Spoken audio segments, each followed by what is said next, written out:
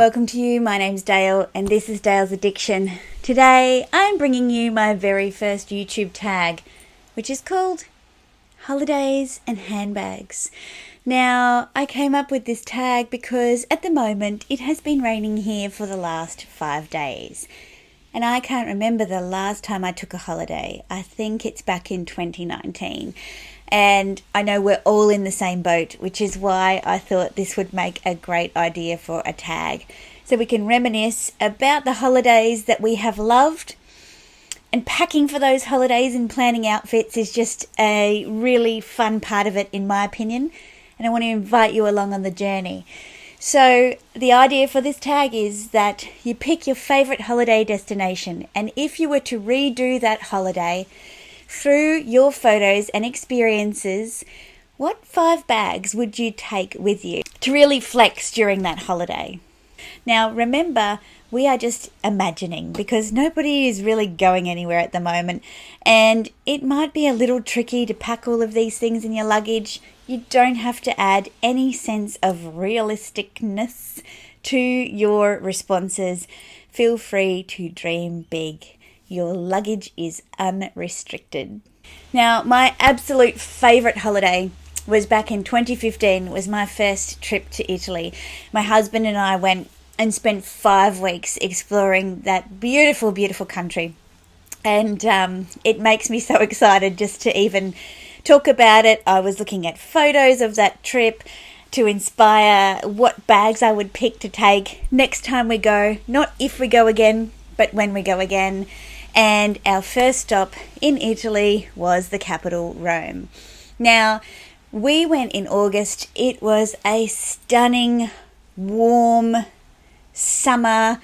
It wasn't so busy because a lot of the Italians go on holiday in the month of August.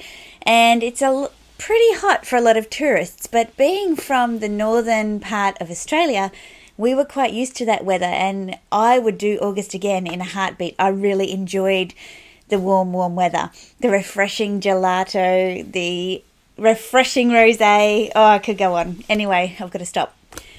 I think we walked on average 15 to 17 kilometres a day exploring Rome. We did not do cars or buses. We just walked and walked and walked. We saw all of the sights and literally did not use a map. We just walked around a corner and voila, there is Campo de Fiore markets. Or we walked and walked and walked. We saw everything that we wanted to see in a really relaxed way. And because there weren't too many tourists at that time of year, we didn't have to line or queue for anything really. The only problem with our trip was that the Trevi Fountain was under construction. It was the time when all of the designer houses were pitching in and ensuring that the historic monuments in Rome were being preserved, which was a really great thing. So I'm not really upset. In any case, the bag that I would be taking with me around Rome sightseeing would have to be my Valentino camera bag. Why? This bag fits everything that you need, including a small water bottle if you need it. It's very light because even though it is a leather bag, it is lined in a calico kind of fabric, or a canvas fabric lining, I should say, not calico. It has a bit of Italian style to it with the gold rock studs and the lovely hardware. And this piece here would be a great spot for keeping your room key or something like that. And then in the back you can have your phone handy to take all the pictures that you want of your trip. This is super comfortable to wear crossbody. It's a great length and a great neutral. It would go with all my summer dresses, and I think it would transition well from day to night also. From Rome, we travelled to Positano via Napoli, and I have to tell you, driving into Positano was just breathtaking. Again, beautiful August summer days. The sky was blue, the water was sparkling, there were yachts. We could see out to the Isle of Capri, and our villa was up high and we could see all the way across the beaches. We walked and walked and walked. We discovered a Vespa hire place and we hired a Vespa. We rode We rode that Vespa all the way down to Amalfi. We took the ferry across to Capri. We loved Positano. We stayed there for 7 days. And I have to say that the bag that I would take to Positano this time would be my Zimmermann beach bag. This one is from the last summer's collection here in Australia.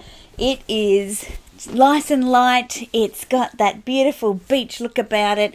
It's got a great big handle and it's super light, so you can pop it over your shoulder and do the many, many stairs through Positano, down to the beaches, down to the restaurants, and you could strap it on the back of your Vespa, absolutely. Our next stop was Firenze or Florence. Florence is such a beautiful city. Again, the time of year made it magical because it's set on the river. We stayed right in the heart of the shopping district. We explored the wineries of Tuscany and the small villages.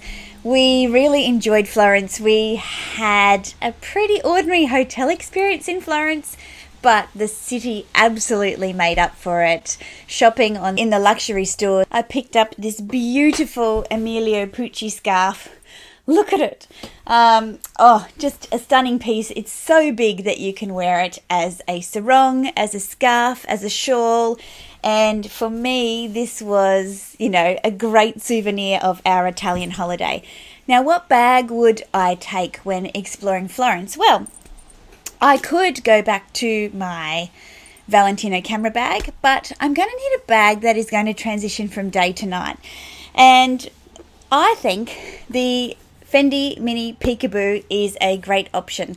This bag worn crossbody with either the black leather strap that it comes with or my canvas Zucca print strap would be divine. Remembering that I can also add my Fendi Defender if the rain comes in, which is unlikely in August.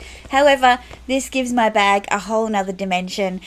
I think the Fendi Mini Peekaboo in the black, as much as it was hard for me not to take the white on a summer holiday, is also a safer bet, just in case I might bang into things or have people running against me.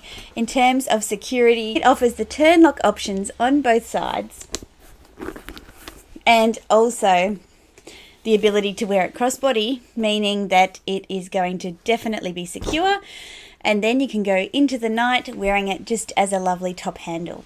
Now from Florence we moved on to Lake Como and spent a beautiful couple of days exploring Como, hired a boat for the following day, and then it rained. Now my days around Lake Como were spent getting off the Aquafoil ferry and exploring the different villages around the lake. We really, really enjoyed our time in Como, and when it rained, we caught the train to Milan and went shopping. And a great bag for shopping in Milan, I think, would have to be my Fendi Nano Baguette. I can just swing it on. I am totally hands-free. I can have my phone in my pocket and away I go. Now, obviously, if you don't want to have your phone in your pocket, then you can use any of the other bags that I have mentioned previously, but I would probably do a combo actually between this one, and I'd just double them up so that I had the options. And our final destination was Venice, and I expected Venice to be a dirty, stinky tourist trap of a place. We arrived on the train, and can I tell you, again, stunning, stunning day. The water was glowing a beautiful turquoise. There were boats at the taxi rank instead of taxis, and if you've been to Venice, and there were no cruise ships visiting that day. And so it was a wonderful day to arrive, and just by chance we arrived without cruise ships. It was a beautiful, calm day, strolling around the canals, exploring Venice, doing a bit of reconnaissance on the shopping front, enjoying a few Aperol Spritz and some lovely, lovely cuisine, away from the palazzos, away from where all the tourist restaurants are. The bag that I would take for exploring Venice by day would be my Gucci Wicker Bag. Now, this bag in the summertime was just amazing. I can wear this bag crossbody. It's a great bag to have to feel a little stylish toward the end of your holiday. Obviously, I'd love to use this bag in Positano as well to go out for dinner. I think all of these bags would work in every single destination, but as I tell you about this holiday, you can just see I'm so excited about it. So I would definitely round out my 5 bags with this bag because it just makes my heart sing, and to me this is a summertime essential. So there you have it. That is my holiday and handbag story. I can't wait to go back to Italy. I think it is the most beautiful country. I love the food. I love the fashion. I love the cars. I love the motorbikes. I love the scenery. I love it all. And my husband and I definitely found that 5 weeks was not long enough, and we can't wait to go back and see some of the sites less travelled by tourists. So I would like to know, what is your favourite holiday destination, and what bags would you be happy to pack with you to take along for your next trip? So I am going to tag some YouTubers in the description box below. I'd love to hear from you if you are not a YouTuber or I haven't tagged you. Please go ahead and do this tag in the comments below. What is your favourite holiday destination, and what are the bags that you would love to take with you when you visit next time? If you have liked this video, please give me a thumbs up. Consider subscribing if you haven't already. I put out videos on Wednesdays and Sundays, so I'll see you next time. Bye.